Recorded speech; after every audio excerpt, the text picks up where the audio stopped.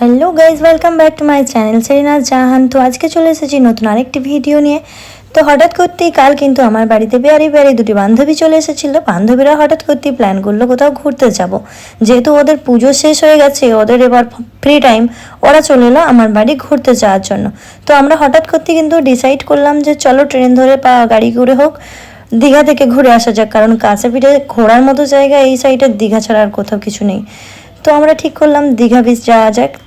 তারপরে কিন্তু আমরা চার বান্ধবী মিলে বেরিয়ে পড়লাম দীঘার উদ্দেশ্যে। তো রাত্রে একটু রেস্ট করে নিয়েই কিন্তু আমরা সকালবেলায় বেরিয়ে পড়েছি উদয়পুর বিচ। তো এই আজকের যে ক্লিপটা ভিডিওর, এটা কিন্তু উদয়পুরেরই। তো ওখানে দেখতেই পাচ্ছ আমরা অনেক এনজয় করলাম। আর যারা যারা মানে দীঘা উদয়পুর গেছো তারা জানোই যে উদয়পুর বিচ সাইডটা হচ্ছে মানে একটা মস্তিখোর জায়গা। তো আমরা ওইখানে যেই কিন্তু টেবিল বুক করে নিয়েছিলাম, কারণ ওখানে কিছু না খেলে কিন্তু ওরা চেয়ার দেবে না, মানে টেবিল দেবে না। তো আমরা কিন্তু ওখানে খাবারও অর্ডার করে দিয়েছিলাম, 3 প্লেট চিংড়ি অর্ডার করেছিলাম। যে ক্যাঁকড়া খাই ক্যাঁকড়া ট্যাঁকড়া অর্ডার করেছিল, আমি কিন্তু ভাই চিংড়ি খাই, ক্যাঁকড়া খাই না।